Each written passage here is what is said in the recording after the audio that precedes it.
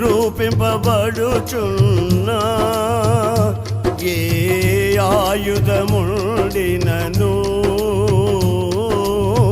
రూపింపబడుచున్నా ఏ ఆయుధముండినను నాకు విరోధమై వర్ధిల్లదూయని చెప్పిన మాట సత్యం.